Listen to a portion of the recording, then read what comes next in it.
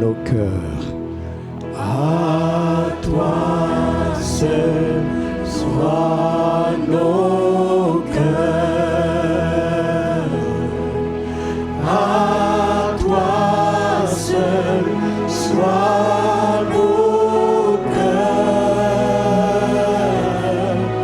À toi seul soient nos cœurs.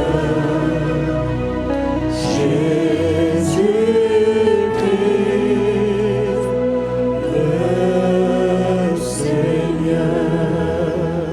La terre. À toi seul soit la terre. À toi seul soit la terre. À toi seul soit la terre. Jésus-Christ, le Seigneur. Amen, Amen, Amen.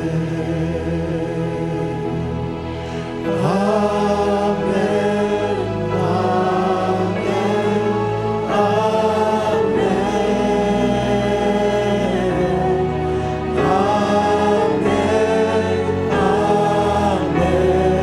Amen, Jésus-Christ est Seigneur. Est Seigneur. Amen. Amen. Amen. Amen. Amen. Amen. Amen.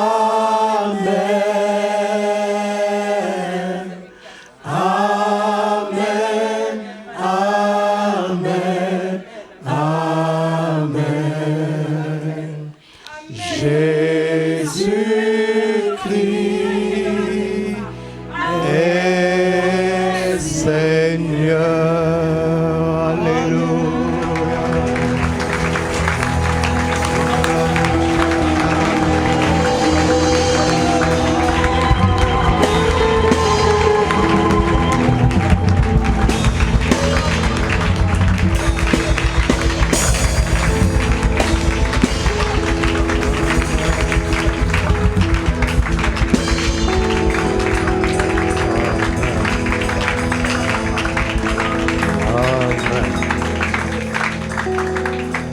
Alléluia. Qu'il en soit ainsi et il en sera ainsi. Au nom de Jésus. Amen.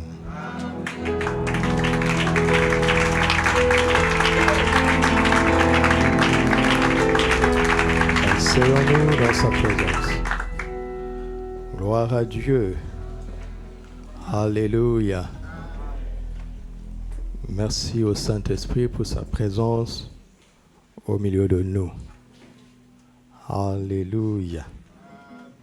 Psaume 110, versets 1 à 2. Psaume 110, versets 1 à 2. Psaume de David. Psaume. Parole de l'Éternel à mon Seigneur. Assieds-toi, assieds-toi. Assieds-toi à ma droite, jusqu'à ce que je fasse de tes ennemis ton marchepied. Assieds-toi à ma droite, jusqu'à ce que je fasse de tes ennemis ton marchepied. L'Éternel étendra de Sion le sceptre de ta puissance. Domine au milieu de tes ennemis. Amen. Le Seigneur, l'Éternel, étendra de toi le sceptre de ta puissance. Domine au milieu de tes ennemis. Alléluia. Il y a tellement de choses à apprendre. Nous avons vu jeudi que ce psaume s'adresse à qui? À Jésus. Il est question de Jésus. C'est un psaume prophétique qui préfigurait Jésus. Comme nous l'avons vu le dimanche, dans Genèse 1, l'homme dont il était question, c'était Jésus. N'est-ce pas? Nous l'avons bien compris, n'est-ce pas? Genèse 1, 26 à 28. Il était question de lui. Et il a fini par venir et par accomplir l'intention de départ de Dieu en créant l'homme. Alléluia. Et il est monté au ciel, il a offert ce sacrifice parfait dans le tabernacle céleste, afin que quiconque croit en lui devienne une nouvelle créature, retrouve la bénédiction que Dieu avait promise, déclarée en Genèse 1, et qui prenne le processus béni de la fécondation, de la multiplication, de la plénitude, ainsi de l'autorité et de la domination. Alléluia. Nous sommes donc en train de progresser, en train d'apprendre. Regardez ce psaume. Dieu dit, le Père dit à son Fils, il dit, assieds-toi à ma droite, jusqu'à ce que il y aura un certain temps. Mais le plus important, il dit, jusqu'à ce que je, pas toi et moi, mais moi Dieu, que je fasse de tes ennemis ton marchepied. De telle sorte que quand tu vas te lever, Dieu aura fini son œuvre. Ainsi, quand il nous demande de nous asseoir à sa droite, nous avons l'impression de perdre du temps. Ce n'est pas vrai, parce que lui, il est en train de travailler. Il est en train de travailler pour nous. Alléluia. Donc, quand il dit assieds-toi jusqu'à ce que je fasse, il est en train de te dire arrête de faire. Et ça, c'est difficile pour la chair. Il dit arrête de faire. Observe-moi. Regarde, observe comment moi je fais. Apprends. Avant de te lever, sois sûr d'avoir suffisamment appris, d'avoir suffisamment observé, compris comment moi je fais les choses. Arrête de faire et regarde-moi faire. Et Jésus est venu sur la terre pendant 30 ans. Il n'a rien fait. Mais quand il a commencé à opérer dans Jean chapitre 5, et que les gens s'étonnaient, ils disaient, mon Père agit encore, moi aussi j'agis. Le Fils ne fait que ce qu'il voit faire au Père. Je suis en train de reproduire l'œuvre de mon Père. Je suis en train d'agir comme lui, il agit. Je suis en train de faire ce que lui, il fait. Assieds-toi à ma droite, jusqu'à ce que. Il ne s'agit pas de s'asseoir n'importe où. Il ne s'agit pas d'arrêter de travailler, d'arrêter d'agir. Non, il s'agit de trouver cette position à la droite de Dieu et de s'y asseoir. Et à partir de cette position, de l'observer, de le contempler, de voir comment lui fait les choses. Les enfants reproduisent naturellement ce que font leurs parents, n'est-ce pas? Tu es un enfant de Dieu. Qui est ton parent? C'est Dieu.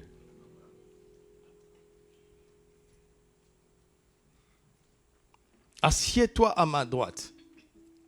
Où est la droite de Dieu? Il est infini, n'est-ce pas? Il est éternel. Où est sa droite? Ce n'est pas une position géographique. Vous m'entendez? Ce n'est pas une position géographique. Quand l'homme a péché, en Genèse 3, verset 9, Dieu lui a posé une question. Où es-tu? Dieu ne savait-il pas où était Adam? Bien sûr qu'il était quelque part dans le jardin, caché dans le jardin. N'est-ce pas? Mais est-ce que Dieu ne le voyait pas? Dieu ne posait pas cette question pour lui-même. L'omniscient ne pose pas de questions parce qu'il sait tout. Il posait la question pour Adam, pour qu'il se rende compte des conséquences de son acte. L'acte de désobéissance d'Adam a agi sur sa position spirituelle. Il a perdu cette position de confiance.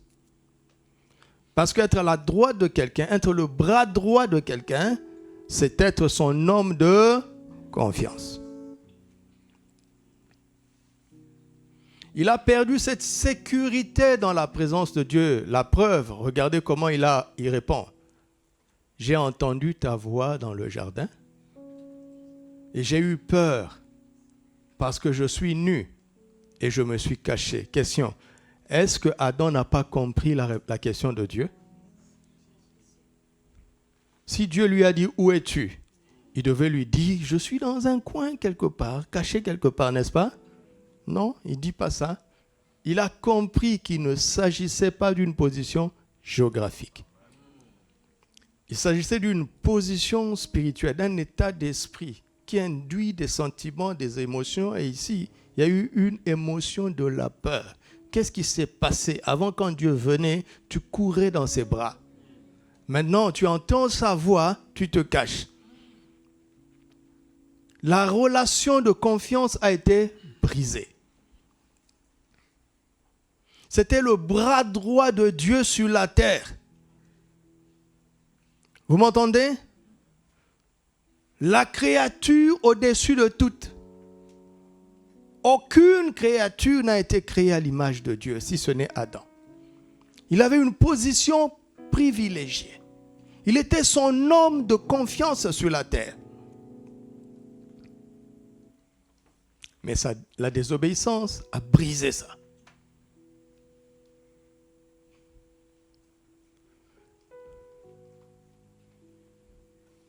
J'aimerais bien nous dire d'arrêter de faire jusqu'à ce que le temps vienne où nous allons commencer à faire ce que Dieu fait et où nous allons commencer à tout faire de sa part. Mais, si tu ne retrouves pas cette droite, tu n'y arriveras pas.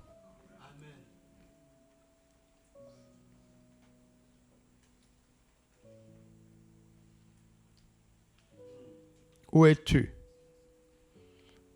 Dieu te pose la même question. Où es-tu ce matin? Où es-tu?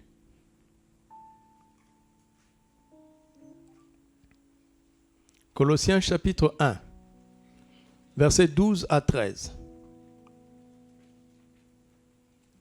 Rendez grâce au Père qui vous a rendu capable d'avoir part à l'héritage des saints dans la lumière, qui nous a délivrés de la puissance des ténèbres et nous a...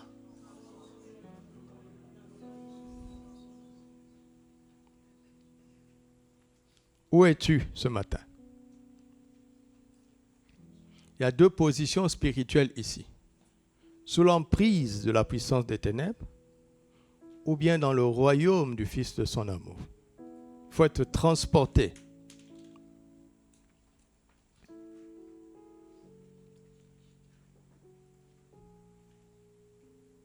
Il dit, si quelqu'un est en Christ, il est une nouvelle créature.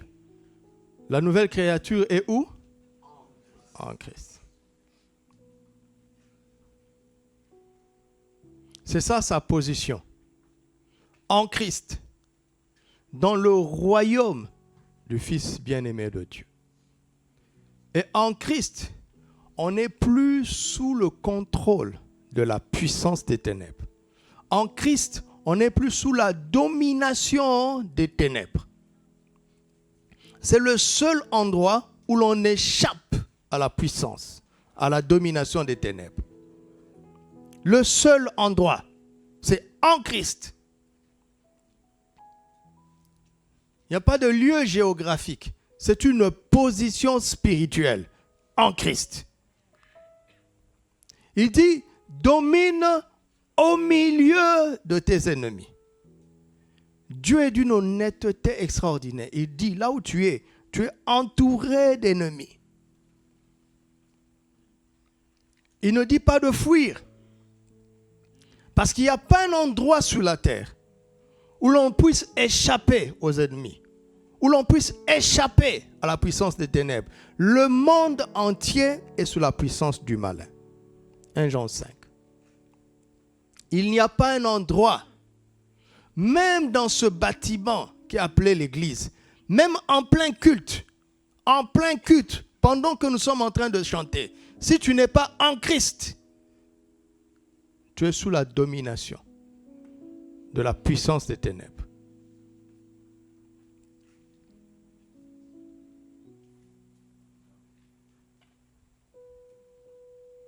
Si tu ne domines pas, tu seras dominé. Parce que ceux qui t'entourent ne sont pas tes amis. Je ne parle pas des individus que tu rencontres. Il dit, tu es entouré des ennemis. Domine, ne fuis pas.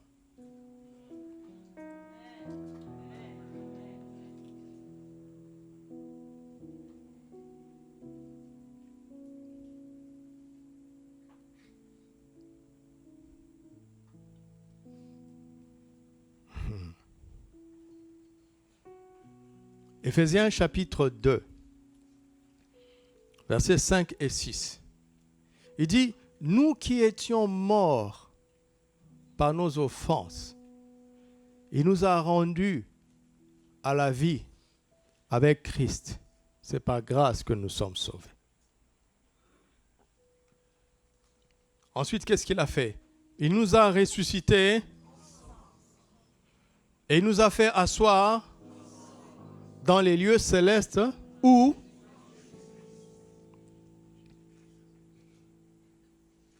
nous étions morts par nos offenses. Quand nous avons reçu le salut par la grâce, il nous a ressuscités ensemble avec Christ. Et il nous a fait asseoir ensemble avec lui où? Dans les lieux célestes. Donc celui qui est sauvé par grâce est où? Il est assis où?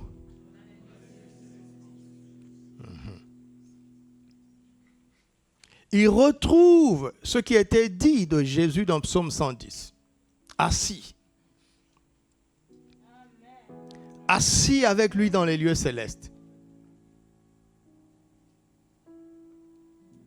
Donc, avant de dire à son fils, avant que Dieu ne dise à son fils de dominer au milieu de ses ennemis, il lui dit, assieds-toi à ma droite. Jusqu'à ce que, cela veut dire que cela va prendre un certain temps. Seigneur, je suis entouré des ennemis. Il dit, reste assis à ma droite. C'est-à-dire, prends conscience de ta position, du privilège d'avoir retrouvé cette position de confiance auprès de moi, par la foi. Mais mes ennemis s'agitent. Je suis entouré des ennemis. Il dit, assieds-toi. Mais si je ne fais rien, ils vont me tuer. Assieds-toi. Mais si je ne réagis pas, je vais tout perdre. Assieds-toi à ma droite. Reste conscient. Reste conscient que tu es à ma droite. Jusqu'à ce que je fasse. Tu as l'impression que je ne fais rien. Mais tu te trompes royalement. Je suis en train de faire. Reste calme, tu vas commencer à voir que je suis à l'œuvre derrière ces événements, derrière ces circonstances, derrière cette adversité, derrière cette inimitié. Dieu est en train de faire, lui seul, sans nous. Il n'a pas dit jusqu'à ce que nous fassions. jusqu'à ce que je fasse. S'il a osé dire ça à Jésus, ne le ferait-il pas davantage pour nous? Jésus au moins était capable. Nous sommes des incapables notoires. Si le capable a dû attendre, à plus forte raison, nous les incapables.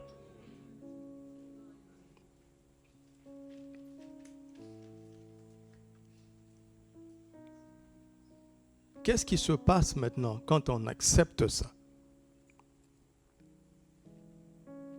Qu'est-ce qui se passe? Galates chapitre 4.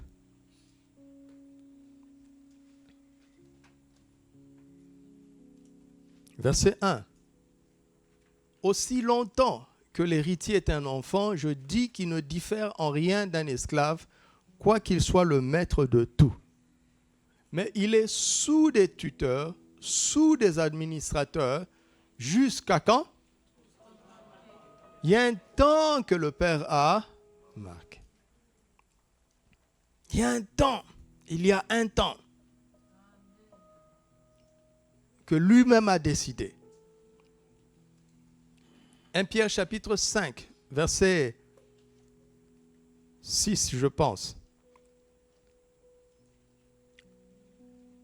Humiliez-vous donc sous la puissante main de Dieu afin qu'il vous élève. Point. Hein? Au temps convenable. Ce n'est pas parce que tu t'humilies aujourd'hui que tu seras élevé le soir.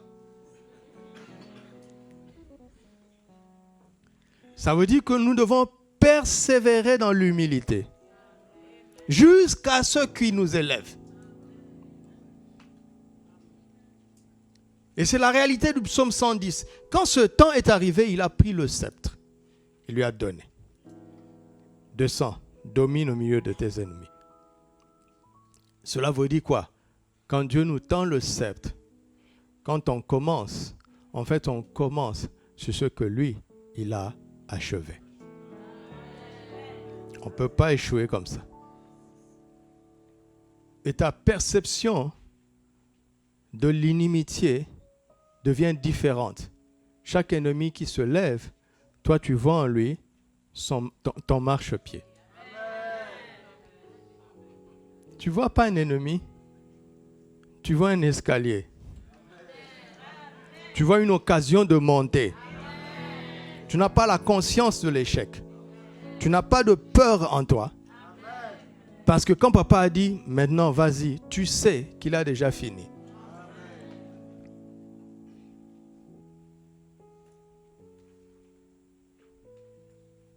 C'est ce qui s'est passé avec David. Quand tout le monde voyait David, Goliath, tout le monde fuyait. Mais quand David a vu Goliath, il a posé la question, que donnera-t-on à celui qui va vaincre ce Goliath? Il voit en Goliath une occasion de monter. Comment est-ce que tu vas développer de l'amertume parce que quelqu'un ne t'aime pas? Si tu ressens de l'amertume, rentre t'asseoir à la droite du Père. Parce que tu n'as pas encore fini d'apprendre. Ce n'est surtout pas le moment de commencer. Tu m'entends? Tu m'entends? Je suis un prédicateur pratique. Je ne veux pas te dire non, il ne faut pas éprouver de l'amertume. C'est faux. Si tu le ressens, tu le ressens. Si tu ressens de la jalousie, tu sais déjà que c'est mal. Mais pourtant, tu le ressens, non? Ouais, donc, tu n'as pas fini d'apprendre. Ce n'est surtout pas le temps de commencer.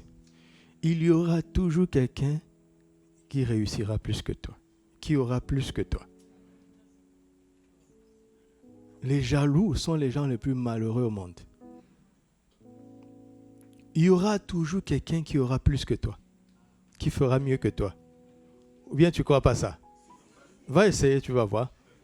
Quelqu'un va te dépasser. Et le plus souvent, ce sera quelqu'un qui a moins d'atouts que toi, pour que ça te fasse encore plus mal. Donc ne fais pas semblant. Tu ressens, oui, tu ressens.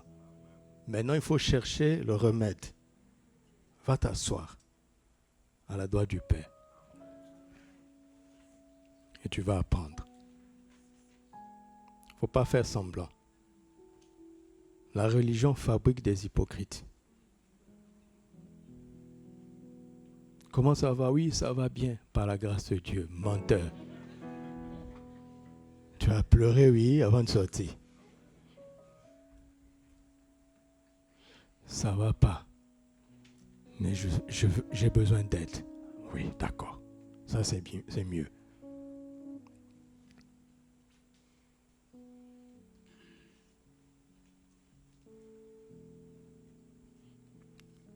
Le problème, c'est l'impatience.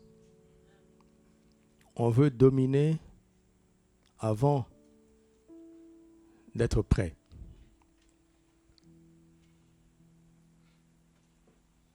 C'est ça le problème. Regardez Jésus. Il a attendu 30 ans. Il était le Fils de Dieu.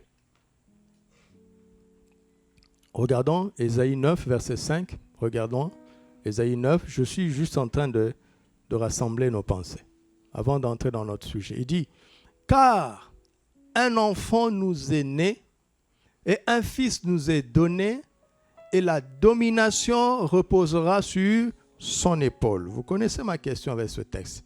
La domination reposera sur l'épaule de qui? La domination reposera sur l'épaule de qui?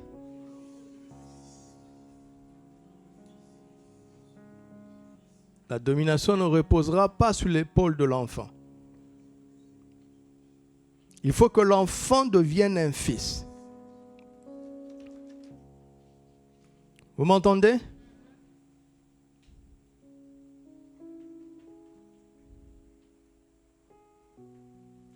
Et vous voyez Jésus entrer dans son autorité à l'issue de cette déclaration du Père. Celui-ci est mon fils. 30 ans plus tard.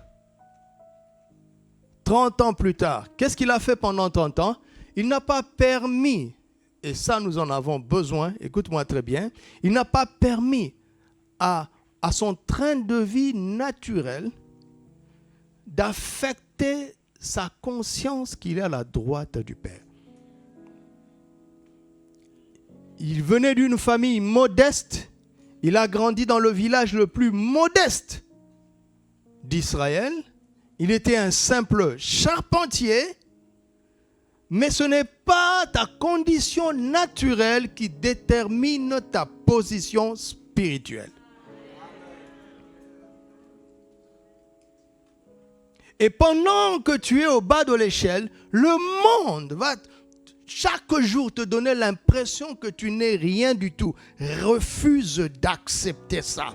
Tu es assis à la droite du Père en Christ Jésus dans les lieux célestes, au-dessus de toute domination, au-dessus de toute autorité, au-dessus de toute principauté, au-dessus de tout ce qui porte un nom. Ce n'est pas en devenant milliardaire que ta position spirituelle va changer. Ce n'est pas en ayant un grand diplôme, même si c'est utile. L'argent est utile sur la terre, mais ça n'affecte pas notre position céleste.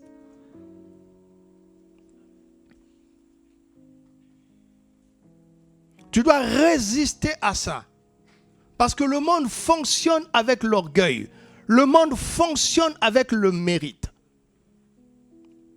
Mais Dieu fait grâce aux humbles et il résiste aux orgueilleux. Humiliez-vous sous sa main puissante et il vous élèvera autant qu'il lui convient, lui. Pas nous, mais lui. Pourquoi? Parce qu'il fait toutes choses bonnes en son temps à lui. Pourquoi il attend? Il attend le meilleur moment. Ce que la Bible appelle la conjonction, la rencontre de tous les temps. Lorsque les temps au pluriel ont été accomplis, Dieu a envoyé son Fils, né d'une femme, né sous la loi.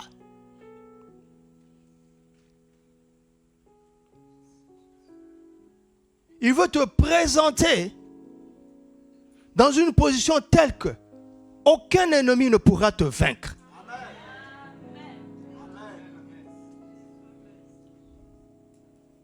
Vous m'entendez?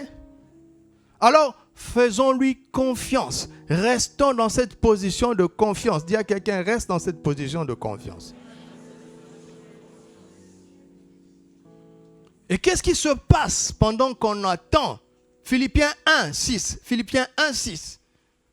Un texte extrêmement puissant. Il dit, je suis persuadé, c'est une certitude, que celui qui a commencé en vous, cette bonne œuvre la rendra parfaite. Pas celui qui a commencé par vous, mais celui qui a commencé en vous. L'œuvre par vous est visible par tout le monde, mais l'œuvre en vous n'est visible par personne. Et Dieu ne commence jamais par nous, il commence toujours en nous. Il ne fait rien avec toi si tu ne lui permets pas de faire quelque chose en toi. Regardez un deuxième texte, 1 Corinthiens 15, 10. Par la grâce de Dieu, je suis ce que je suis. Et sa grâce envers moi n'a pas été vaine. Envers moi. Loin de là, j'ai travaillé plus que eux tous, non pas moi toutefois, mais la grâce de Dieu avec moi. Donc il y a la grâce envers moi et il y a la grâce avec moi pour qu'elle agisse à travers moi.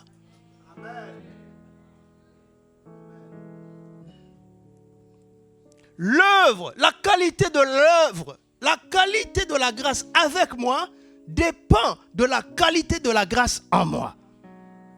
L'œuvre de Dieu par moi dépend de l'œuvre de Dieu en moi. Dieu commence toujours par en moi, il commence toujours par envers moi avant d'agir au travers de moi ou par moi.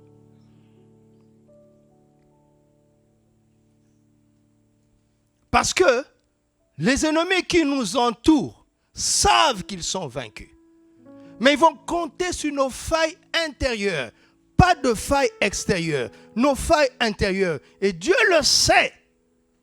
Dieu le sait. C'est pourquoi il commence d'abord en nous, s'il vous plaît.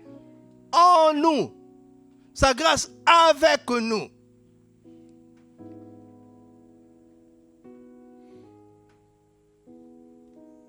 On échoue au dehors parce qu'on a déjà échoué au dedans. C'est juste une question de temps. Si on a réussi au dedans, on n'échouera pas au dehors.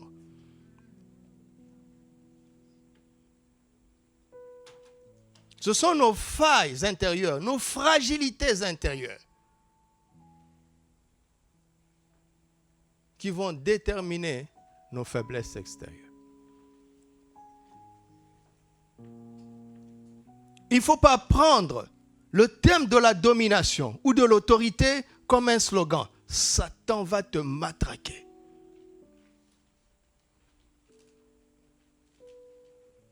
Combien de héros n'a-t-il pas fait tomber? Il a de l'expérience. Mais s'il n'a pas réussi avec Christ, il ne réussira pas avec ceux qui sont en Christ. C'est pourquoi il est bon de commencer toujours par Christ. Quel que soit le principe de Dieu, commencez par Christ. On peut l'appliquer avec d'autres personnes, mais la porte, c'est Christ. Christ est la porte. Christ est la porte. Christ est le chemin. Christ est la vérité. Christ est la vie.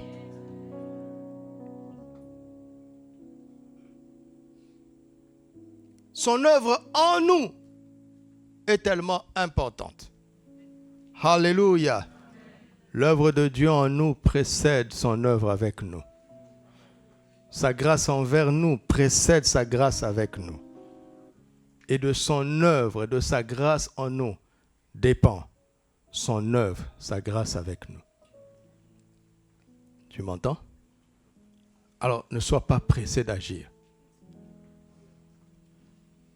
Il vaut mieux ne pas faire que de mal faire.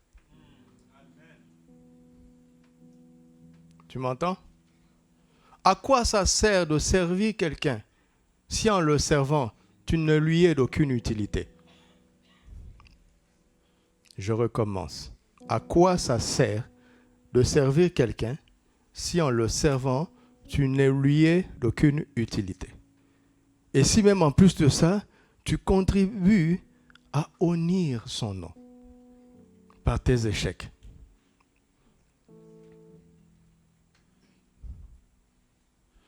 Par exemple, quand tu auras un chauffeur, si ton chauffeur ne sait pas conduire, en quoi est-il ton chauffeur?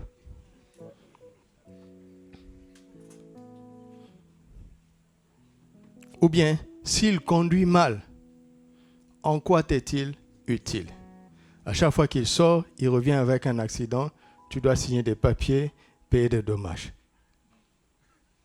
Tu finiras par le virer. N'est-ce pas, non?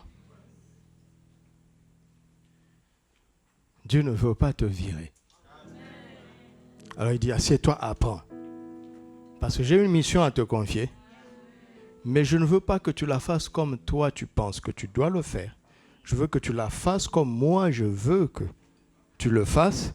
Alors, pour que tu réussisses, regarde comment je fais moi-même ce que je vais te demander de faire. Est-ce que vous savez que Dieu est tout-puissant et qu'il est tout suffisant et qu'il est omniscient? Il n'a besoin de personne. Il peut faire tout ce qu'il nous demande de faire. Alors pourquoi nous associe-t-il?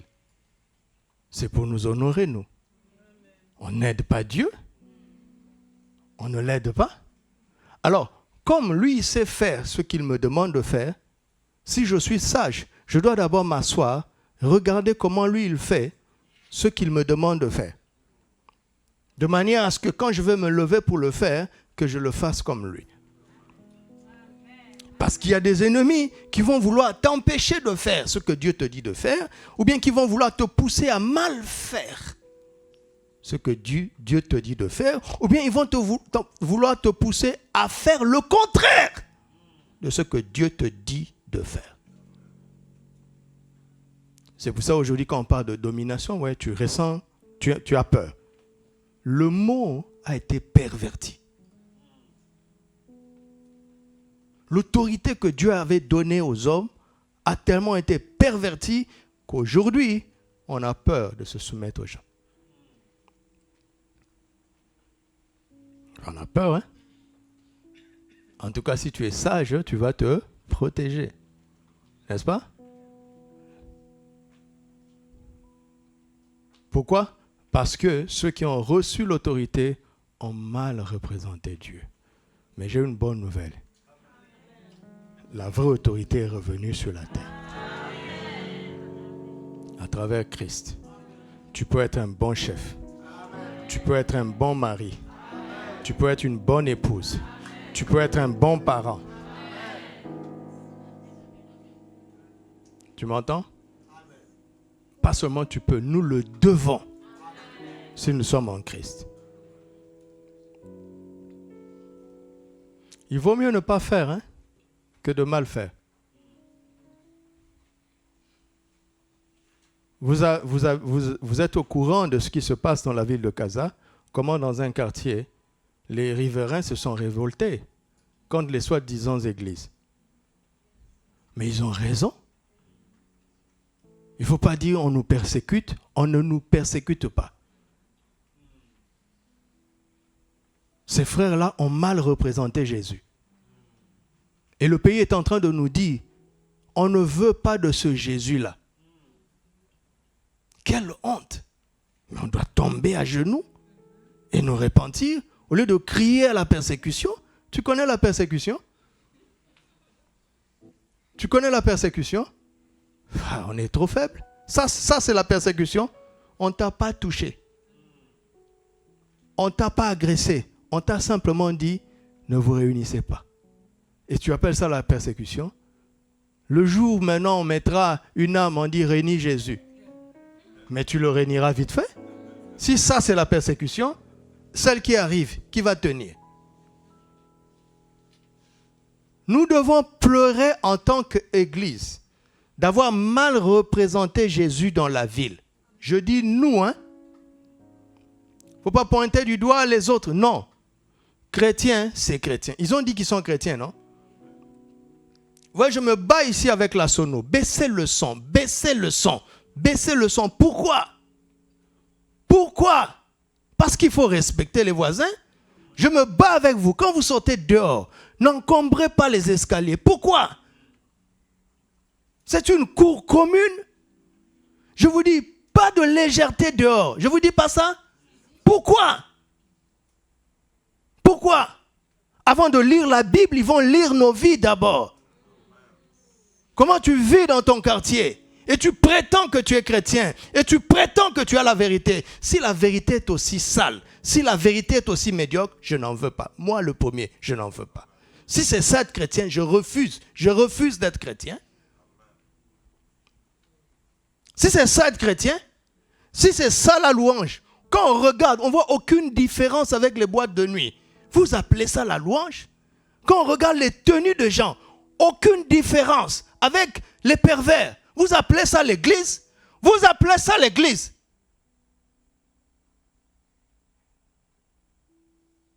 Parfois, je regarde des clips chrétiens. Faites cela. Coupez le son. Regardez seulement les images. Et invitez un païen. Demandez-lui, c'est quelle musique? Mais l'image renvoie à quelque chose. Vous n'allez pas dire non, c'est les paroles. Les paroles, habillées comme une prostituée, se trémoussant comme un séducteur, et tu dis que ça c'est la louange de Jésus.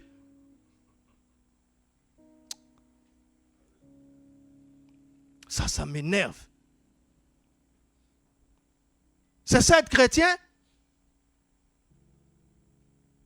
Si je n'étais pas en Christ, je ne suivrais pas des gens comme ça. Je me demande toujours moi-même, Doudou, est-ce que tu accepterais un pasteur comme Doudou? Je me parle à moi-même. Est-ce que j'accepterais un pasteur comme moi? Est-ce que je viendrais dans votre assemblée si je n'avais pas reçu Jésus? Vous êtes sûr?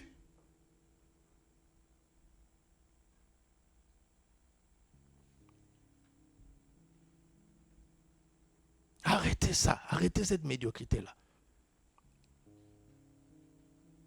Nous avons une grande responsabilité. C'est de représenter le royaume des cieux. Ce peuple nous a accueillis. Ce peuple nous a montré de l'hospitalité. Ce peuple même nous supporte dans nos écarts. Mais arrêtons d'abuser. Et après ce désordre, vous allez sortir pour leur dire, suivez-nous. Moi, je veux te suivre. Moi.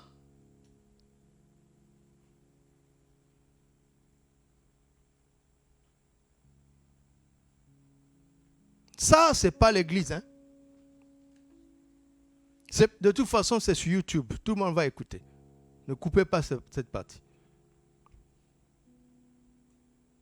Je suis en désaccord total avec ça. Je ne me reconnais pas dans ça. Et je souffre qu'on nous identifie tous à ça. J'en souffre. Et nous avons la responsabilité de montrer quelque chose de meilleur.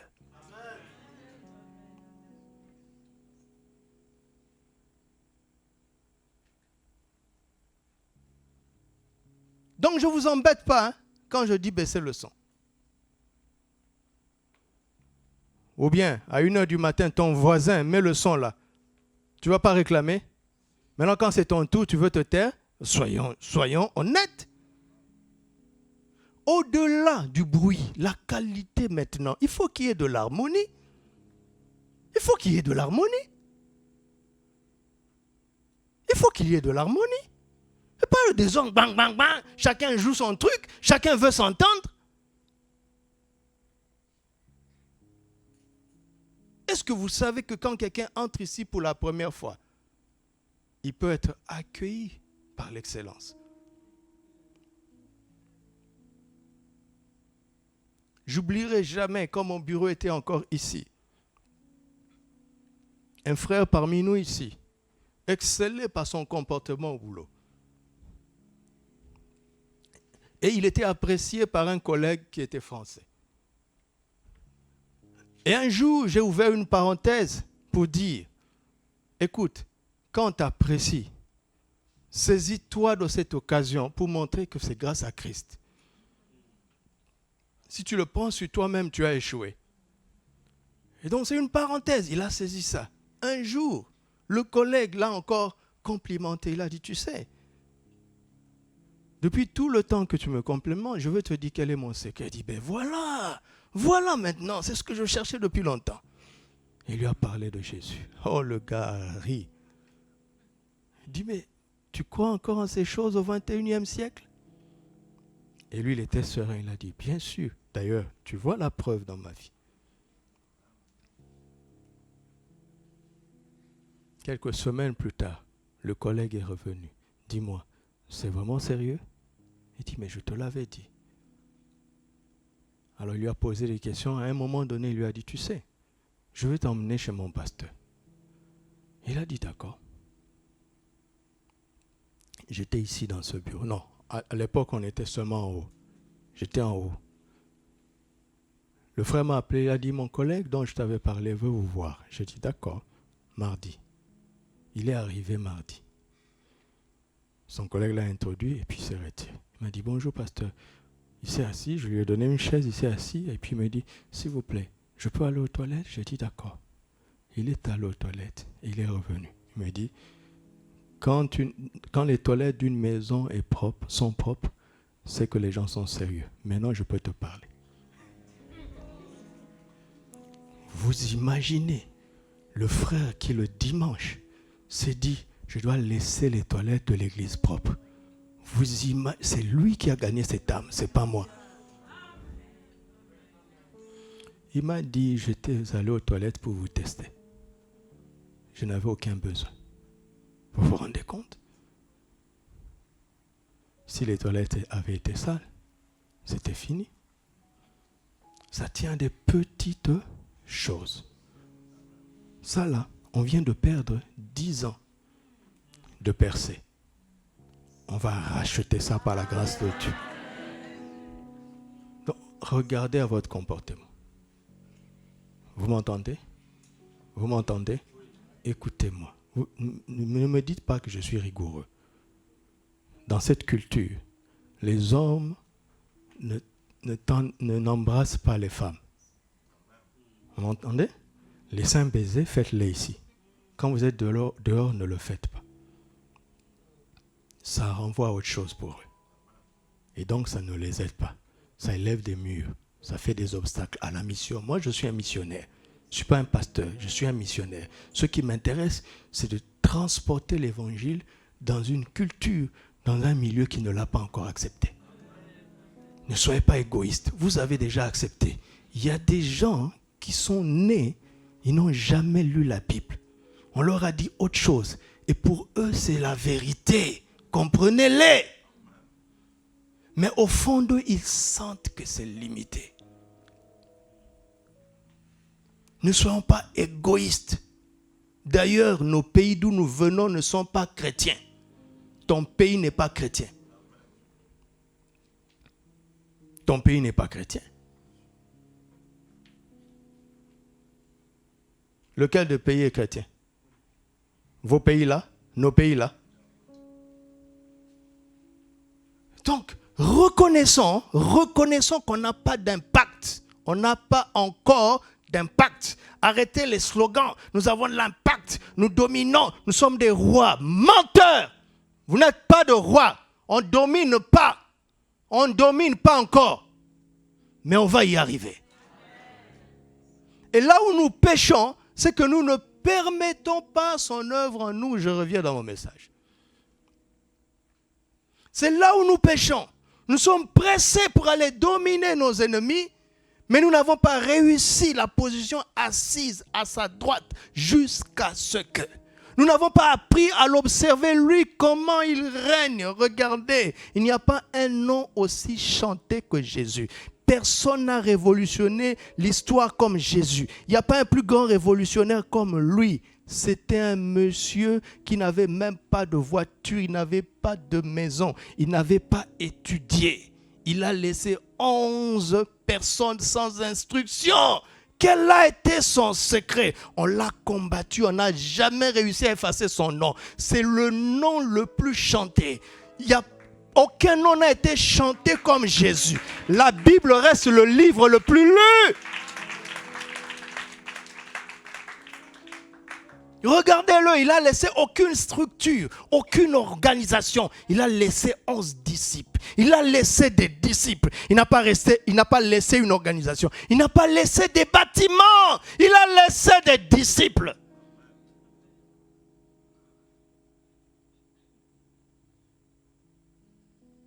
Alors, comment il a fait? C'est ça qu'on doit suivre.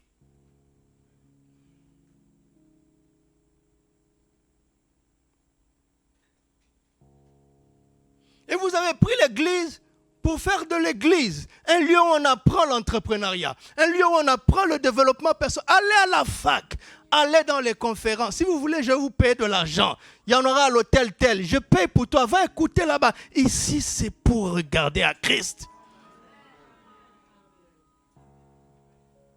L'église n'est pas un lieu où on étudie le leadership. Arrêtez ça. Je n'ai pas dit que le leadership est mauvais. Arrêtez ça. Ils ont changé quoi avec leur leadership? Ils ont changé quoi avec leur entrepreneuriat? Ils ont changé quoi?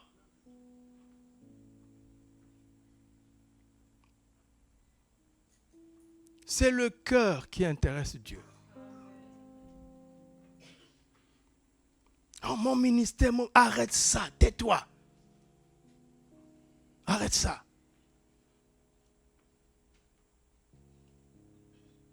Manifeste la vie, sa nature. C'est en le manifestant que les gens vont appeler ça un ministère. Dans quelle école le poisson apprend à nager? C'est son ministère? Comment est-ce que les animaux exercent leur ministère? Comment est-ce que les arbres exercent leur ministère? Ou bien vous ne pensez pas que les arbres exercent leur ministère? Ils ont appris ça où? C'est leur nature, n'est-ce pas? Naissance, germination, n'est-ce pas? Croissance, saison. Même les arbres sont plus intelligents que nous. Tu as planté ta graine aujourd'hui. Le soir, tu dis, donne-moi un fruit. Il dit, mais tu es fou ou quoi? Je n'ai même pas encore germé. Et puis là, germé, il est devenu un arbre. Tu viens, tu dis, donne-moi le fruit. Il dit, tu es fou ou quoi? Ce n'est pas la saison. Jusqu'à ce que, même lui, il attend. Même un arbre est devenu plus intelligent que l'homme. Alors, qu'est-ce que l'homme fait? Alors, il modifie la génétique des plantes pour accélérer le temps. Résultat, les cancers. L'homme ne veut pas le jusqu'à ce que. Et il y a des cancers spirituels comme ça. Des ministères, au lieu de communiquer la vie, ils communiquent les cancers spirituels. Il est né de nouveau l'année passée. Aujourd'hui, il est devenu un père spirituel. Et les insensés aussi le suivent. Ils sont ici. On les a baptisés. Hein? Je les ai baptisés. Ils sont dans ce pays. Quelle honte. Moi, ce n'est pas ce pasteur-là qui a un problème. C'est les brebis folles qui le suivent. C'est eux qu'on doit mettre en prison. Vous ne l'aidez pas? Vous ne l'aidez pas?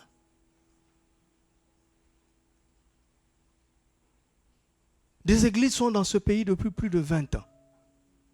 Tu viens, tu commences. La moindre des choses, va voir les anciens. Demande conseil.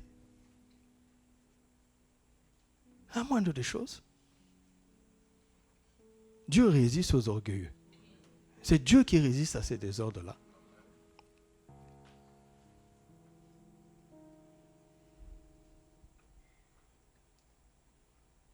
Vous voyez?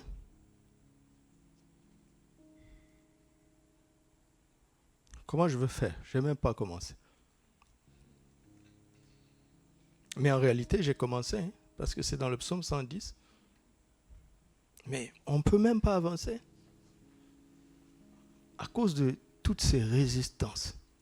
Comment on va faire pour avancer? Moi, je ne veux pas parler pour parler. Hein? Non. Pourquoi? Non, non. Non. Il faut qu'on sorte avec quelque chose chaque jour. Même avec un petit rien. Il vaut mieux rien que rien du tout. Ou bien sortir avec des mensonges. Ce n'est pas la peine.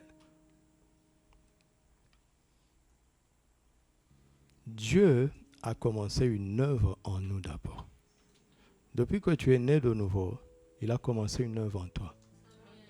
Est-ce que tu en es conscient? Où en es-tu?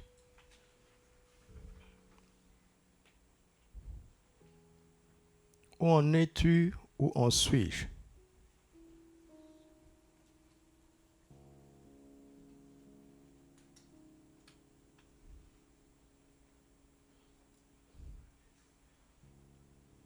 C'est pourquoi mon titre est celui-ci. Qui se laisse dominer par Christ dominera. Tu m'entends? Qui se laisse dominer par Christ dominera.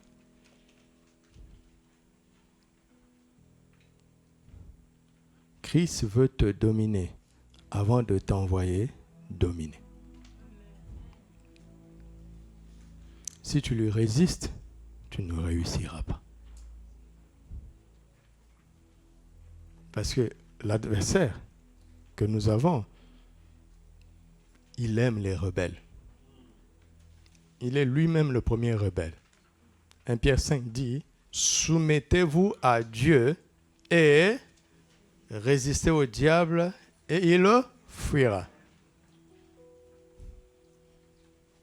Le diable ne fuit pas ceux qui ne se soumettent pas à Dieu.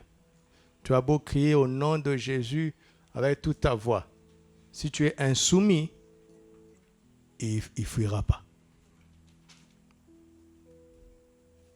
Tu m'entends? Parce que l'insoumission annule en nous l'autorité du nom de Jésus. Ça anéantit, ça neutralise, ça paralyse l'autorité du nom de Jésus en nous.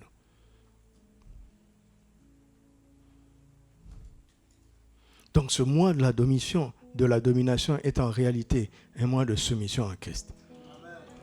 Amen. Alléluia. Alléluia.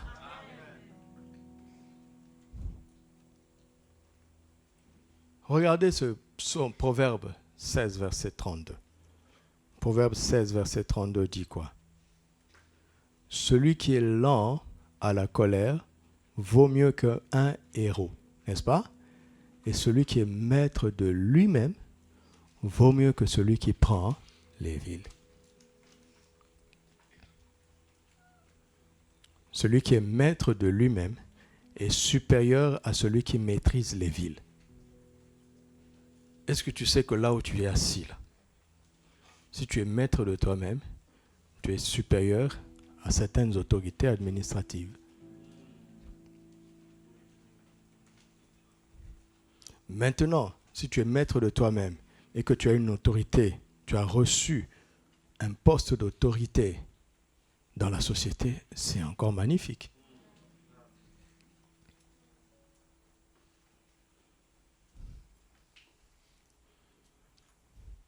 On raconte l'histoire d'une famille, d'un monsieur, le papa était un ancien militaire et un homme sévère.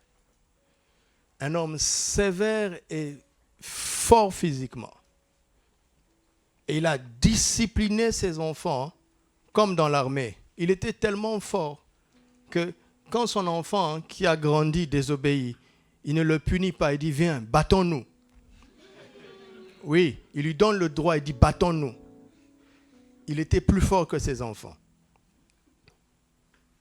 Et tous ses enfants étaient comme ça, au garde à vous. Jusqu'à un jour, on ne sait pas, son deuxième fils est devenu rebelle. Papa lui dit, fais ça. Il regarde son père et dit, je ne le ferai pas. Tous les autres enfants sont pris de peur. Parce qu'il se dit, mais le papa va le matraquer celui-là. Et papa tourne le dos, il ne dit rien. Et c'est devenu comme ça. Il désobéissait à tout. Papa ne disait rien. Tout le monde personne ne comprenait. Jusque quelques années plus tard, on va apprendre ce qui s'est passé. Le monsieur disait à ses enfants d'être là à 18 heures. Et lui, il était toujours là à 18 heures.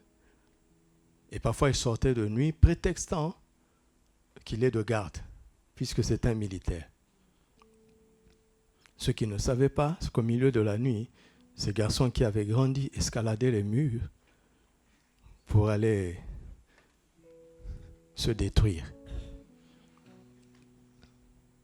Et ils revenaient tôt le matin, à l'insu des parents. Mais ce qui s'est passé, c'est qu'un jour, le deuxième garçon est allé en boîte de nuit. Il a vu son père dans les bras d'une jeune fille, avec une bouteille d'alcool. Vous savez ce qu'il a fait? Il a pris une prostituée et de l'alcool. Il est venu s'asseoir devant la table de son père. Le monsieur n'a rien dit. Et depuis ce jour-là, il a perdu l'autorité. En fait, ce qu'on ne savait pas, c'est que l'enfant, quand il désobéissait ouvertement, il était en train de lui dire, si tu oses, je vais tout dire. Et c'est comme ça que le gars a perdu son autorité. Satan est comme ça.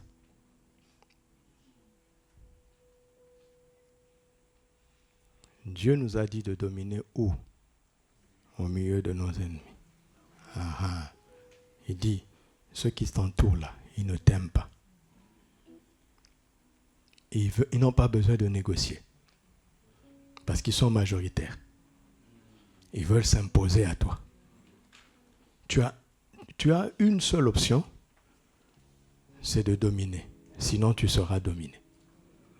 Maintenant, je vais t'entraîner. Viens dans ma position de confiance. Assieds-toi et observe comment moi je fais. Tu as vu tes ennemis, ils n'osent pas s'attaquer à moi, non? Ils me connaissent. Maintenant, quand tu vas commencer à agir, ils vont dire, mais de qui est-il fils? S'ils se rendent compte que tu es mon fils et que tu es comme moi, leur chef va dire, laissez-le tranquille. Si vous voulez la paix, laissez-le tranquille. Que cela t'arrive au nom de Jésus. Maintenant, il faut apprendre.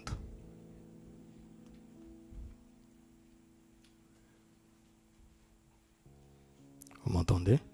Si je ne vous aimais pas, je viendrai avec les slogans, des cris, on a l'autorité, le nom de Jésus est souverain, on a le sang, ils ont vécu à cause du sang de l'agneau et la parole de leur témoignage. Tout ça est vrai, absolument vrai.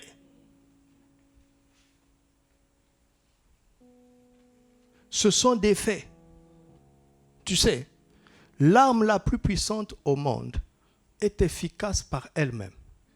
Mais il faut qu'on t'apprenne à la manier. Tu ne rendras pas l'arme efficace. Mais c'est ton habileté qui rendra l'arme utile. Donc on doit former le soldat. On ne forme pas l'arme. C'est le soldat qui doit devenir habile. C'est ce que je suis en train de faire. Nous avons des armes redoutables. L'armure même de Dieu. Redoutable. Mais il faut qu'on devienne des soldats habiles. Des tireurs d'élite. Tu ne tires pas deux fois. David avait pris 5 pierres. Une seule a suffi. Que cela t'arrive au nom de Jésus. Alléluia. C'est ça. C'est ça ma vie. C'est ça ma vie. Je ne cherche pas qu'est-ce que je veux prêcher aux gens. Non. Je cherche qu'est-ce que je veux vivre. Parce que si je le vis, après c'est facile à le dire. Vous voyez, je ne le lis pas. Je transpire ça.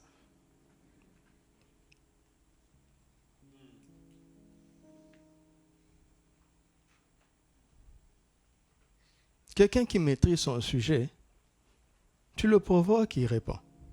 Tu poses la question, il répond.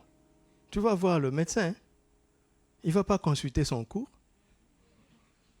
N'est-ce pas? Il répond.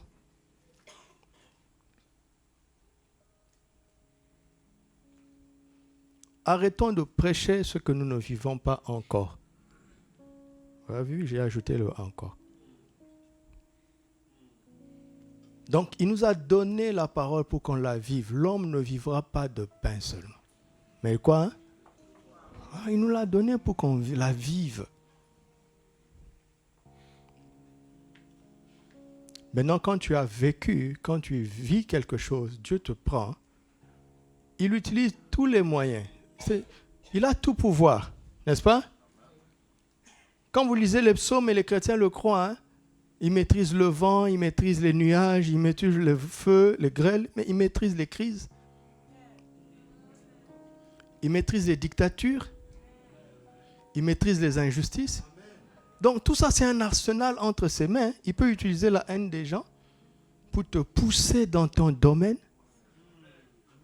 Il peut utiliser l'égoïsme ou l'incompétence d'un dirigeant pour que tu fuis ton village pour aller dans une autre ville. Mais tu ne sais pas qu'on est en train de te pousser dans ton domaine. Il peut utiliser des symptômes de maladie pour te pousser dans un hôpital. Tu seras en contact avec les gens et tu prieras pour eux. Tu n'es pas parti pour être soigné. Tu es profondément parti pour soigner.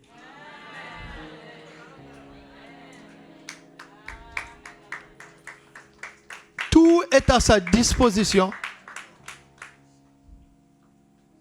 Garde seulement cette position de confiance.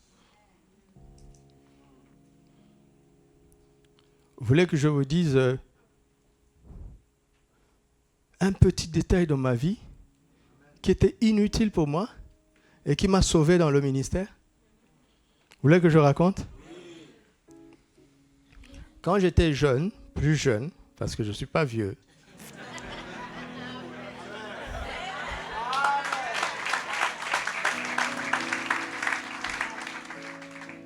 mon père a été muté par son travail dans une province.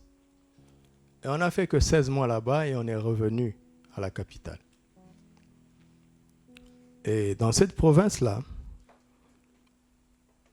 j'ai intégré l'équipe de football de notre quartier. Et c'est ça qui m'a permis d'être en contact avec beaucoup de jeunes gens. Et quand j'ai intégré l'équipe, le poste que je jouais, j'étais meilleur, mais j'étais nouveau. Donc avec le temps, j'ai pris la place de celui qui était titulaire. Alors il m'en voulait à mort. Tout ce que je veux dire, il est contre. Si je dis que ça c'est jaune, il dit non, c'est pas jaune. C'était devenu ridicule. Ridicule.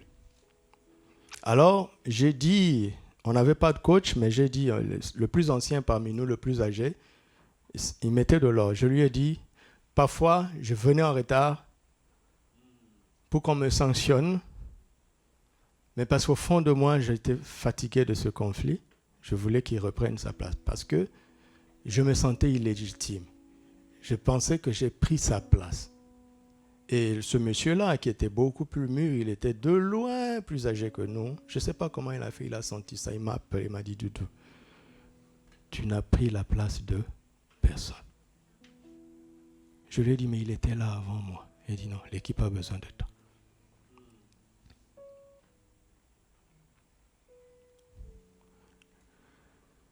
Ça nous a donné un semblant de paix parce que l'autorité en place maintenant s'est imposée. Et moi, je pensais que c'était fini. Des mois plus tard, je veux devenir vraiment un ami. Notre gardien de but est devenu mon ami. Parce qu'avant, on n'était que des coéquipiers. Notre gardien de but est devenu mon ami. Et c'est un natif du village. Ça, c'est vraiment longtemps après. Et un jour, il est venu à la maison. Il m'a salué. Et puis il m'a dit, salue-moi encore. On s'est serré la main. Il a lâché la main. Il dit, salue-moi encore. J'ai tendu la main. Il dit, c'est ça ton problème. Je lui ai dit, c'est quoi? Il dit, tu sais, dans notre village, quand un homme te serre la main, s'il serre, réponds. Parce qu'il est en train de te tester. S'il secoue, secoue. Alors que moi, tu me tiens, je donne la main.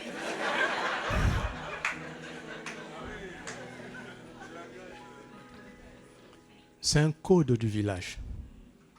Et puis il m'a dit, demain, non, le soir, quand on sera au terrain, sur le terrain, va serrer la main de le jaloux là. Je suis allé, le gars m'a tendu la main, parce qu'on était obligé de se saluer. Moi, je saluais mollement. Il a serré, j'ai serré. Il a secoué, j'ai secoué. Je dis, il a lâché la main, il est parti. Il n'a plus parlé jusqu'aujourd'hui.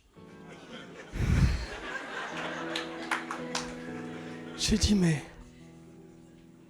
rien que ça. Plus de 20 ans plus tard, j'arrive dans un milieu. Il y a quelqu'un qui domine sur tout le monde. Il n'est même pas le responsable. J'arrive, je devais prêcher, et on me présente, lui il vient, il me serre la main, il serre, je serre, il secoue, je secoue.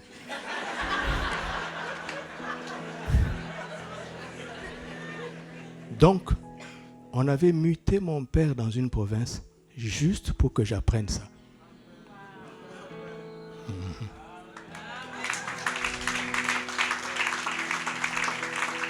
Tu sais, Dieu a des petites choses à t'apprendre qui vont faire la différence. Pourquoi tu es dans cette école?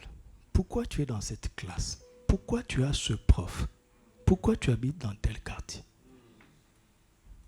Commencez à réfléchir sur votre vie. Vous serez étonné qu'il n'y a aucun déchet.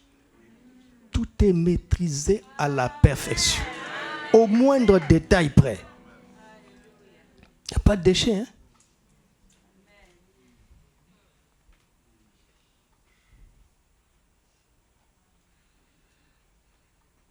Alléluia.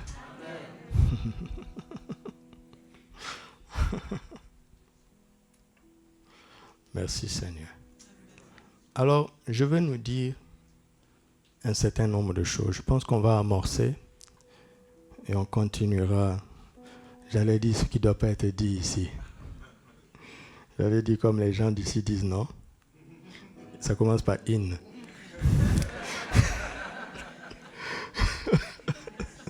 C'est pas in de l'anglais, hein? Pour ceux qui ne comprennent pas. Si tu ne comprends pas, tant mieux pour toi. Bon, je veux vous dire de noter, mais on va parler que du premier point. Parce que, en réalité, nous devons dominer comme Christ. Et ce n'est même pas ça. Nous devons en réalité laisser Christ dominer en nous. Dominer en nous et par nous. Tu sais, Dieu n'a jamais demandé à un chrétien, à un homme de dominer. Puisqu'il avait dit ça à Christ, alors il cherche des hommes et des femmes qui vont laisser Christ dominer par eux. Tu comprends? Par exemple, si tu deviens un président, Dieu veut que tu laisses Christ présider à travers toi. Si tu deviens un chef, Dieu veut que tu laisses Christ cheffer à travers toi. Si tu deviens un leader, Dieu veut que tu laisses Christ diriger diriger l'idée à travers toi. C'est rien que ça. Rien que ça. Rien. C'est ça la simplicité de la vie en Christ. Il dit, j'ai été crucifié avec Christ. Si je vis, ce n'est plus moi qui vis. C'est une anomalie qu'un enfant de Dieu continue de vivre. La norme, ce qui est normal pour Dieu, c'est de laisser Christ vivre par lui. Et donc, il doit d'abord vivre en nous. Il doit d'abord nous dominer pour dominer au travers de nous. C'est ça la simplicité de l'idée. Et aussi simple que je vous dis, c'est une montagne pour la chair. C'est pour cela que ça prend du temps pour qu'on développe la maturité. La maturité ne se compte pas en nombre d'années dans la foi.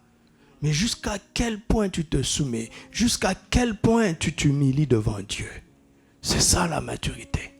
Il a dit à Pierre, lorsque tu étais jeune, tu te saignais toi-même et tu allais où tu voulais.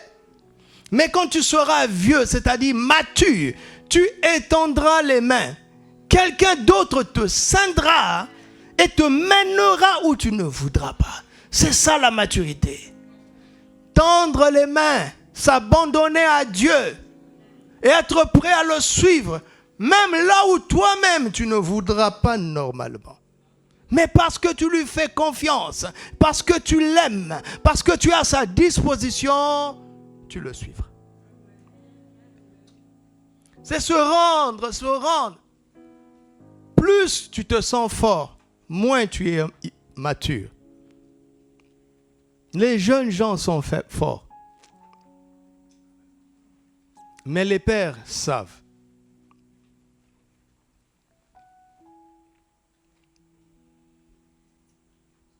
Donc, il faut maintenant contempler la domination de Christ. La contempler comme il a contemplé la domination du Père. Il faut la contempler parce qu'il a dit, comme le Père m'a envoyé, moi aussi je vous envoie. S'il nous a envoyés de la même manière, nous devons avoir le même impact. Pourquoi nous n'avons pas le même impact? Il y a une faute à notre niveau, pas à son niveau. La provision est déjà là. L'autorité est là, la puissance est là. Le Saint-Esprit lui-même habite en nous. C'est plus que l'onction, ça. N'est-ce pas? C'est plus que l'onction. L'auteur de l'onction, la source de l'onction habite en nous. Il réside en permanence en chacun d'entre nous. Mais quelque chose en nous l'empêche d'agir. Quelque chose en nous l'empêche de manifester toute sa puissance et sa gloire.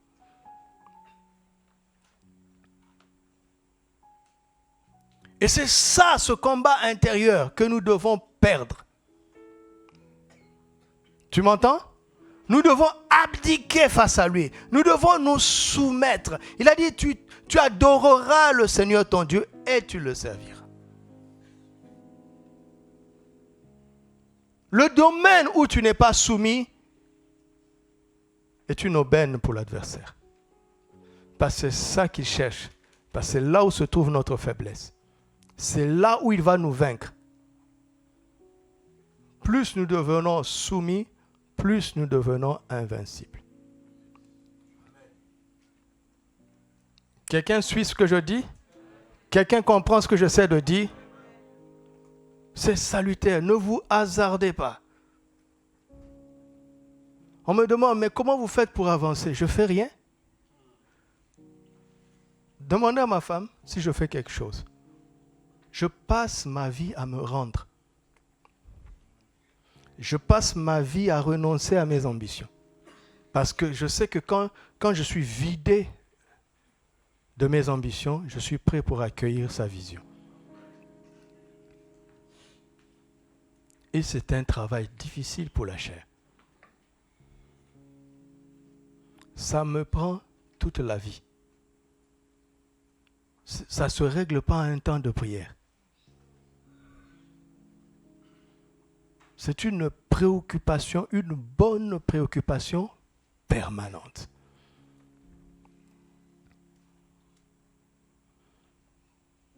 Moins je suis capable, plus il est capable. Et tant mieux pour nous. Alléluia. Alors, je vais annoncer 4 éléments de la domination de Christ, mais on va s'arrêter sur le premier élément. Notez, la domination de Christ est juste, légale et légitime. Les frères nous ont aidés en affiche. Notez seulement. Et on va traiter seulement le premier point aujourd'hui. Deuxièmement, la domination de Christ est excellente, parfaite et vertueuse. Troisièmement, la domination de Christ est bienfaisante, bienveillante et valorisante. Et c'est une peine pour moi de ne pas en parler aujourd'hui. Et quatrièmement, la domination de Christ est souveraine, permanente et éternelle. Et c'est cette domination qu'il nous a transférée. Quand il dit « Tout pouvoir m'a été donné dans les cieux, sur la terre » et il dit « Allez ». C'est la délégation, n'est-ce pas?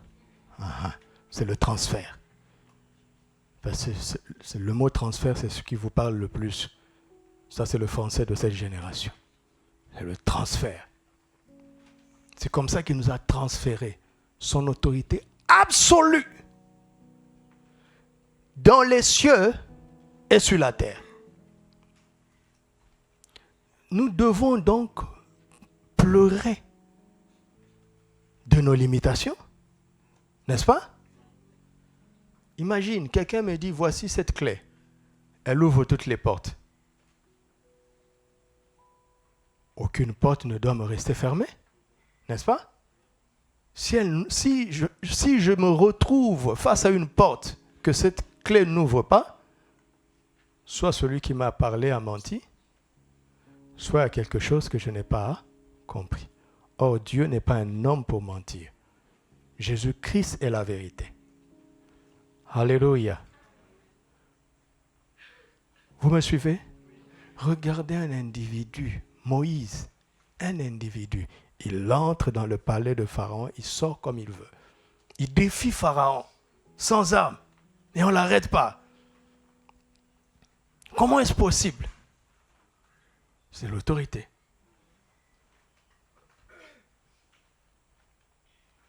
Donc il y a des choses que nous devons apprendre sur l'autorité de Christ et l'accepter dans nos vies. Nous devons nous asseoir à sa droite et observer, contempler, méditer, étudier,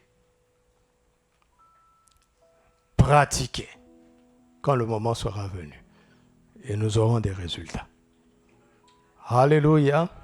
Restons au premier point. La domination de Christ est juste. Regardons Jacques chapitre 1, versets 19 à 20. Suivez-moi, c'est très important. Jacques 1, 19 à 20. Sachez-le, mes frères bien-aimés, ainsi que tout homme soit prompt à écouter, lent à parler, lent à se mettre en colère. Car la colère de l'homme n'accomplit pas la justice de Dieu. Tu sais, quand tu as l'autorité, quand tu as le pouvoir, quand tu as la domination, tu deviens un homme dangereux. Si tu es en colère, ceux contre qui tu es en colère sont en danger. N'est-ce pas?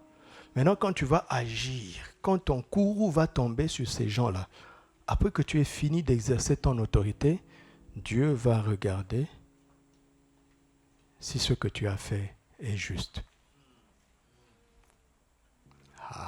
C'est ça que tout le monde doit apprendre. Si ce n'est pas juste, tu rendras des comptes. Alors il nous dit un conseil, parce que je sais que vous avez l'autorité. Soyez lents à la colère.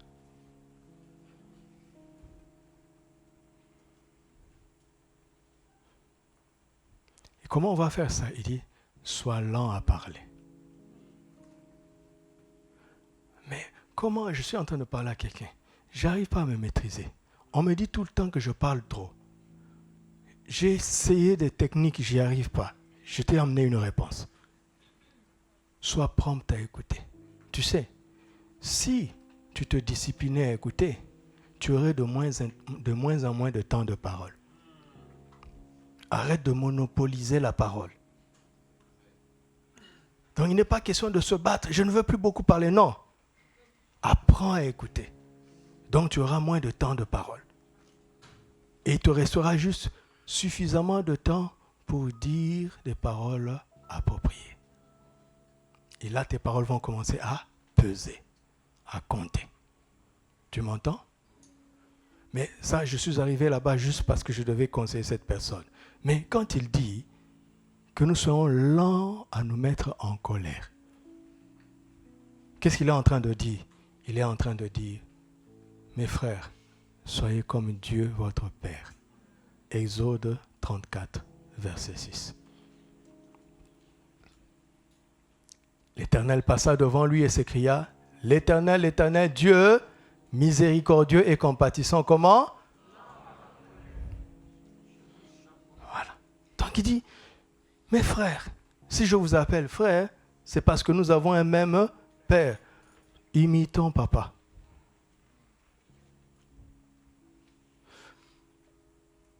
Avant d'agir, réfléchis. Est-ce que c'est juste ce que je vais faire? Parce qu'on se fâche pourquoi? Parce qu'on juge que ce que l'autre a fait n'est pas juste. N'est-ce pas? On juge les actions des gens. Alors un conseil, jugeons aussi nos réactions. Préjugeons nos réactions. Parce que si tu es un bon chrétien, tu ne te mets pas en colère gratuitement. N'est-ce pas? Il y a même des chrétiens qui parlent de sainte colère. Pasteur, là, j'étais en sainte colère.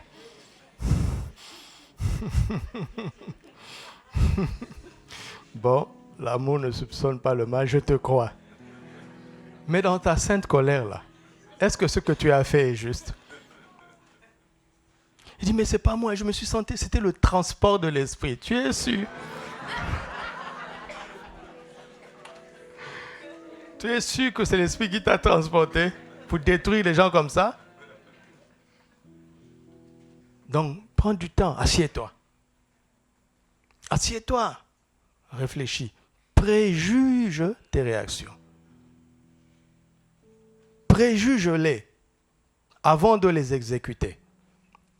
Pourquoi? Parce que la colère de l'homme n'accomplit pas la justice de Dieu. C'est la colère de Dieu qui accomplit la justice de Dieu. Il a dit, à moi la vengeance, à moi la rétribution. Dieu est le seul capable de se fâcher sans s'emporter et d'agir sans se tromper.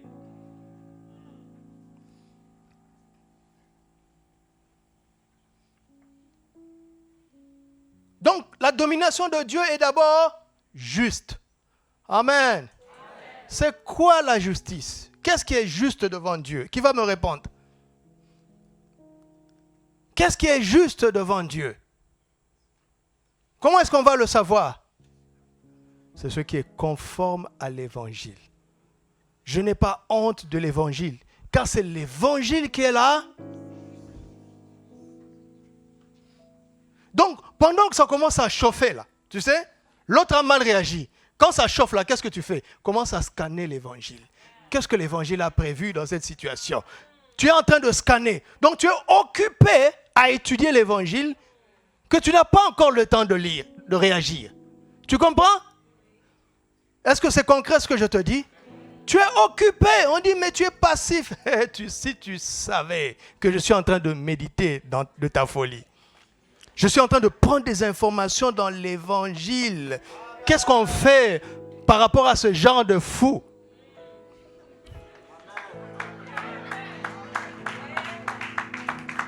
Qu'est-ce qu'on fait? Qu'est-ce qui est prévu dans l'évangile? Aimez vos ennemis. Oh, je savais que tu allais me dire ça.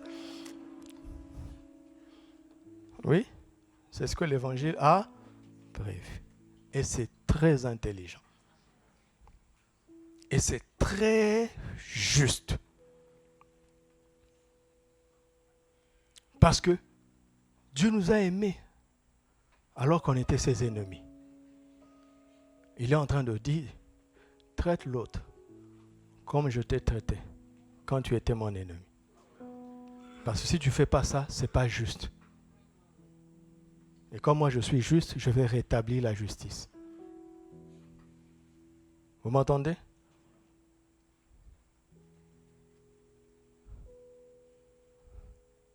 Il faut combien d'années dans nos sociétés humaines pour devenir juge? Il faut combien d'années d'études? Pour avoir le droit de prononcer une sentence, il faut étudier pendant combien d'années? Qui ont fait droit ici? Personne n'a fait droit. Tu es à quel niveau? 3e année. Et pour devenir juge, il faut combien? Après le master, ça fait déjà 5 ans.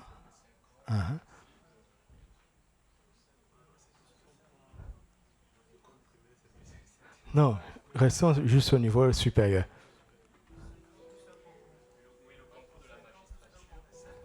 Oui, le concours, mais quand tu as réussi au concours, c'est fini, ça y est, tu es juge?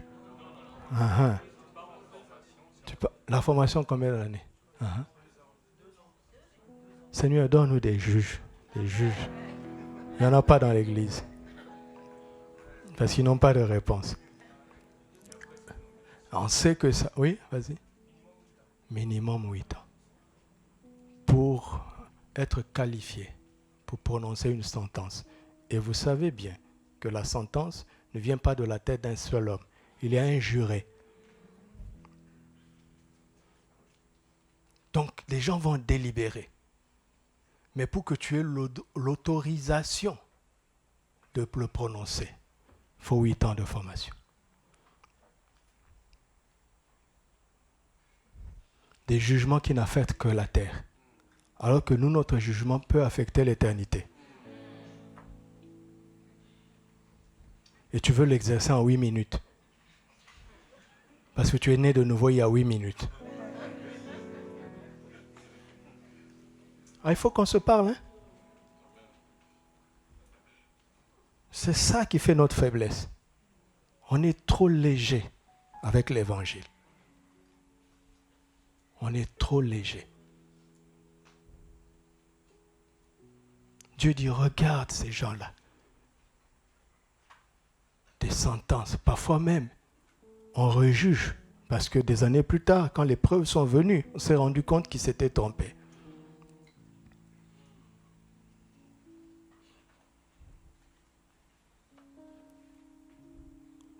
Tu dois te donner tout entier à connaître l'évangile. Vous savez quoi? Parce que nous jugerons les anges. Vous n'avez pas lu ça, hein? Pourquoi? Parce que nous serons formés dans la justice de Dieu à travers l'évangile. Vous imaginez notre responsabilité? Je vous ai raconté, quand j'ai commencé à croire en l'autorité, j'ai fait des déclarations qui ont suivi des gens. Dieu m'a frappé. Hein? Il m'a dit, je veux que tu apprennes ça très tôt. Demandez à ma femme, quand quelqu'un me fait mal, je fuis. Vite, je vais dans ma chambre. Parce qu'il y a un danger sur cette langue. Je le sais, hein? Si je parle mal de quelqu'un, il est en danger. Mais moi-même, je suis en danger si ce que je dis n'est pas juste selon Dieu. J'ai appris, hein?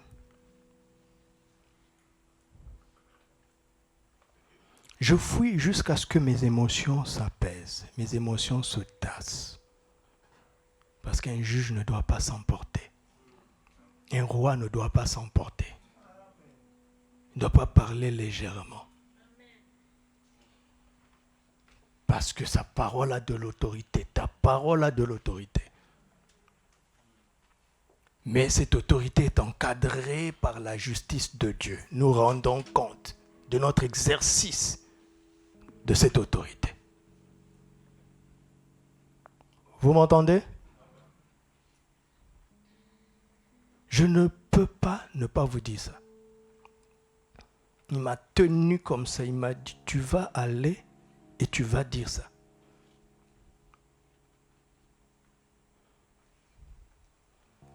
Parce que Dieu croit en nous. Il a des grandes responsabilités à nous confier. Il veut que nous soyons formés. Alléluia. Alors, une fois que nous avons vu que la domination de Dieu est juste, terminons en comprenant combien sa domination est légale et légitime. Qu'est-ce qui est légal? C'est ce qui est conforme à la loi. Et qu'est-ce qui est légitime? C'est ce qui est conforme à quoi?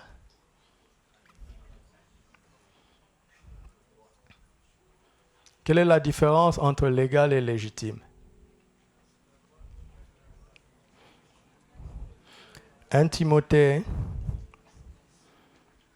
je ne me hasarderai pas dans les trucs, je ne suis pas spécialiste du droit humain, mais la parole de Dieu, au moins j'ai l'évangile.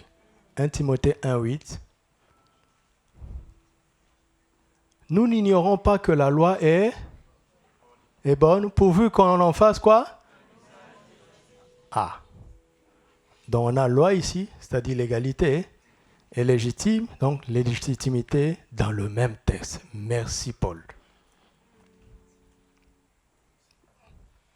Je ne te demande pas d'aller ouvrir la rousse. Ouvre la Bible. Regardons dans le français courant. Nous savons que la loi est bonne si l'on en fait quoi? Donc on est déjà en train de sentir que la légitimité, c'est le bon usage de la légalité, de la loi. Parole vivante, parole vivante.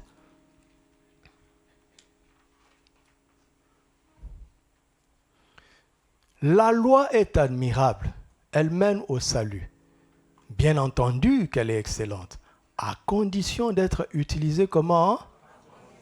À bon escient. C'est-à-dire quoi? Avec quoi?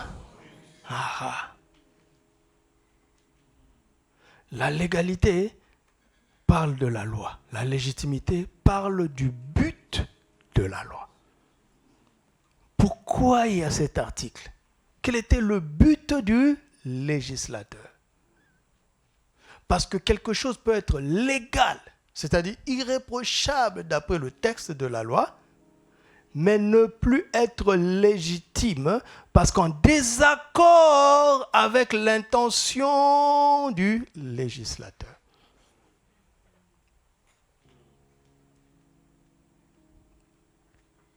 Tu peux t'appuyer sur l'écriture pour exercer ton autorité.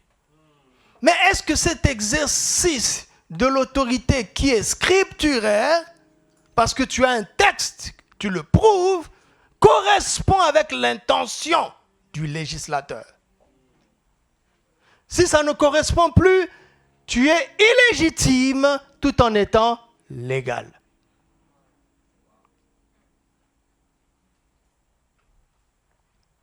Tu m'entends?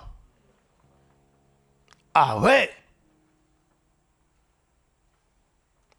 Prenons 2 exemples. Dieu avait dit que les filles n'hériteront pas. Ça, c'est la loi. Jusqu'à ce qu'en nombre 27, il y a un dénommé Tselopshad qui n'a pas eu de garçon. Et quand il est mort, il n'a laissé que des filles. C'est illégal, apparemment, de donner ses biens à ses filles. Mais les filles sentent que c'est illégitime d'être dénuées d'héritage. Même si ça semble légal pour le moment, mais ce n'est pas légitime. Si on pouvait parler à Tselopshad qui est mort, et on demande à Tselopshad, est-ce que tu es content que tes filles n'aient rien dit? Mais bien sûr que non. Quel est ce papa qui va accepter ça? Mais c'est la loi. Heureusement que ces filles ont dit non, non, non, non. Elles sont allées voir Moïse. Dit, nous ne contestons pas la loi, mais nous sentons que quelque chose manque. Nous sentons que l'auteur de la loi n'est pas aussi méchant pour nous traiter comme des gens qui n'ont pas de parents. Heureusement que Moïse était humble. Il est allé consulter Dieu. Écoutez ce que Dieu dit à Moïse. Les filles de Tselopshad ont raison. Hé! Comment est-ce possible, Seigneur? Ils ont raison. Parce que ce que vous allez faire est légal, mais sera illégitime. Alors voici maintenant, je vais maintenant vous dire mon intention et Dieu va développer. Il va ajouter des cas particuliers. Là, il va exprimer maintenant l'intention de son cœur. Alléluia. Alléluia. Le psaume 33 parle des desseins du cœur de Dieu. Les projets de son cœur.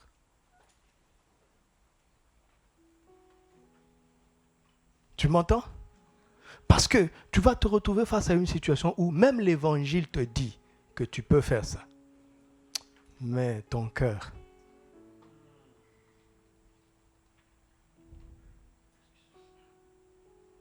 il faut être éduqué à ça. Je vous donne un deuxième exemple. 1 Timothée chapitre 5, verset 17. Que les anciens qui dirigent bien soient jugés d'un double honneur, surtout ceux qui travaillent à la prédication et à l'enseignement. Vous m'entendez?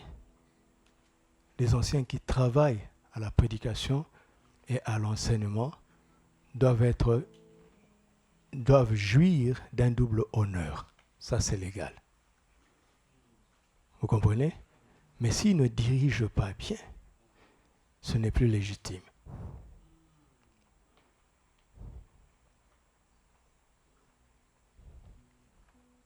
En tant qu'ancien, il a droit à l'honneur. Mais est-ce qu'il travaille bien?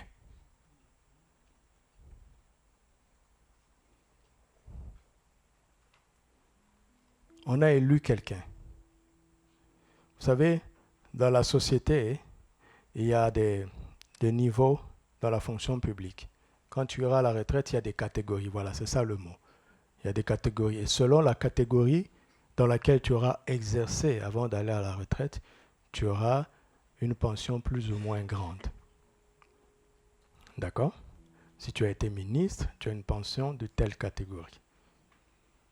Si tu as été Premier ministre, si tu as été président, tu as des droits à vie.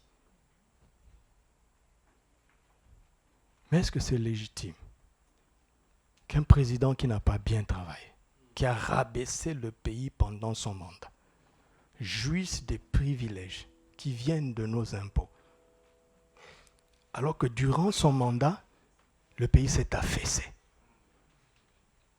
C'est légal. Mais est-ce que c'est légitime? Non.